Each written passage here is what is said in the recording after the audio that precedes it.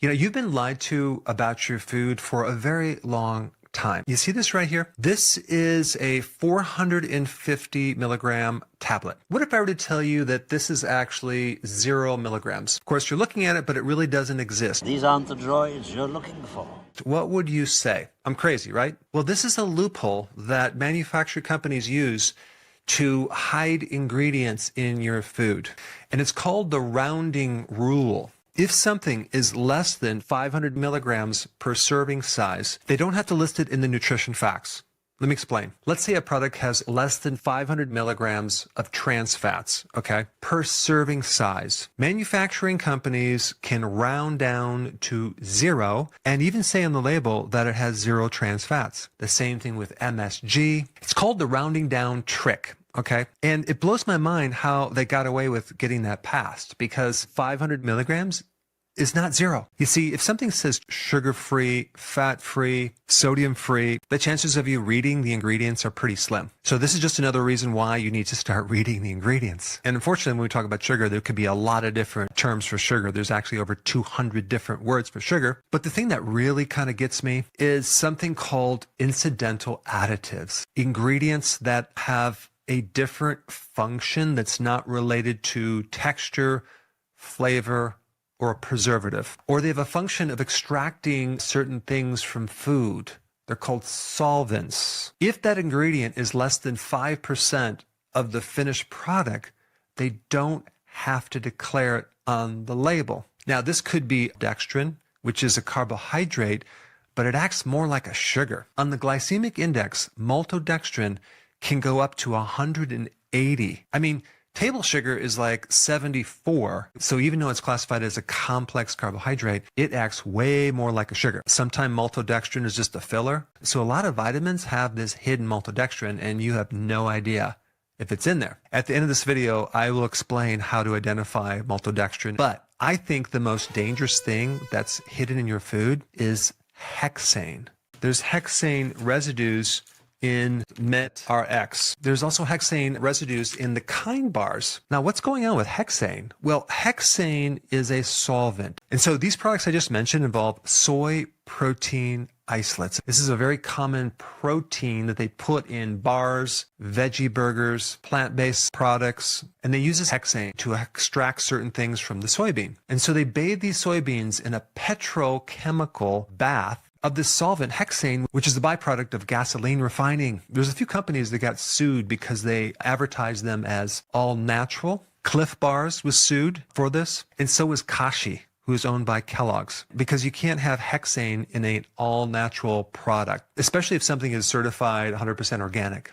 But hexane is classified as a neurotoxin by the CDC and as hazardous air pollution by the EPA. Of course, the soybean industry will argue that, oh yeah, hexane can get evaporated, blah, blah, blah. There's no regulatory body that's measuring how much hexane we're getting when we're eating these foods. They might think that they're getting this clean product, but they're not getting a clean product. And so how these manufacturing companies use this as an exemption is they classify them as a processing aid. And like I said before, it could be like an anti-caking agent, but it can also be a binder. And also a lot of the artificial sweeteners have in them hidden amounts of actual sugar and maltodextrin and dextrose, which is a synthetic sugar, but because they're smaller amounts, they don't have to list them. This is why it's probably good to actually get one of those blood sugar monitoring devices so you can test your blood sugar after consuming some of these products. Like one that I would really want to test would be this one bar here. First of all, it says 20 grams of protein, 1 gram of sugar, but it has isomalto-oligosaccharides. It's classified as a fiber, but it acts just like a sugar. The other thing you have to be careful about is when they say no added sugars, right? In your mind, you're going to feel better about it, like, wow, good, there's no added sugars. But when you read the ingredients, you're going to see that there might not be added sugars, but the stuff in there definitely is filled with sugars. And you also have to be careful about anything that says sugar-free or sugar-free gum. But because the serving size is so small, they can use it to trick you. I'm also suspect of anything that says sugar-free when the carbs are high as well. Another trick that they use with maltodextrin is classified as a carbohydrate, not as a sugar, even though it acts more like a sugar. And so they can get away with saying it's sugar-free. Again, if you check your blood, it'll just jack your blood sugar way the heck up there. Another ingredient I would be very careful about is corn syrup solids. Like, wait a second, corn syrup solids? Corn syrup solids is basically a solid form of corn syrup. So it's the same thing, but it's just in a solid form. So it's a synthetic type of sugar made out of corn. Besides gum being in a small quantity, and they can kind of hide a lot of things in there, you also have the sugar-free non-dairy creamers you put in your coffee. I know when I'm out of town in a hotel, right, there's always this coffee machine, and they always have this, non-refrigerated, non-dairy creamer. Sometimes it says sugar-free. I will not use that in my coffee. Even though I need cream in my coffee, I will just drink it black because I don't trust those creamers. So I have a question for you. What's your thoughts on this 450 milligram capsule really being zero? So now let me show you a great simple way to detect if something has hidden starches in it, like maltodextrin, cornstarch, or food starch. Check this out. All right, I'm going to show you an experiment. This test is to determine if there are carbohydrates in your supplements or even your food, okay?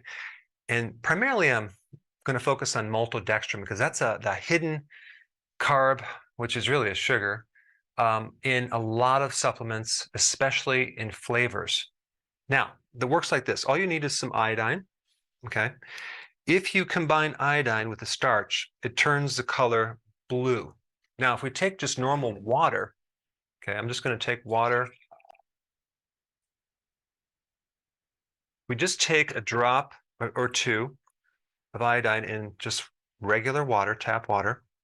You can see it doesn't turn blue. It stays kind of golden yellow, okay? But if we take some iodine on some wonderful bread, you can see it will turn it blue. Okay, that's the chemical reaction that occurs, which I'm not going to get into why, but it just does that. Now, if we take pure maltodextrin, for example, and put it in some water right here, okay, mix it up, put a couple drops of iodine in it, you can see the color, blue or purple.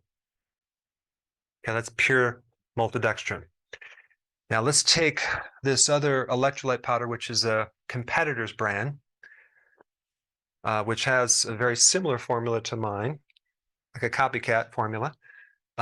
They state that this is without sugar or maltodextrin. Okay, cool. Okay, so let's add a scoop of that and a couple drops of iodine. Let's see if it has maltodextrin in there.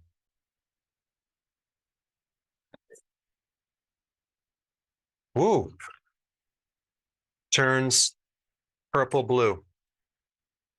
Apparently it does. All right, now let's take my electrolyte powder. Let's see if it has any maltodextrin in there or carbs, starches, I mean.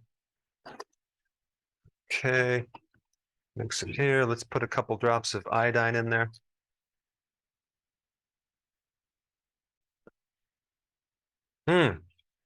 No purple, no maltodextrin. In fact, let's put some even more iodine in there. See if it eventually turns it purple. And the answer is no. It stays yellow gold. And you can try this with anything. Okay, so you just need some iodine, and you can add it to the food or put it in some liquid if there's a powder, and you can detect hidden maltodextrin and other starches in your supplements and food.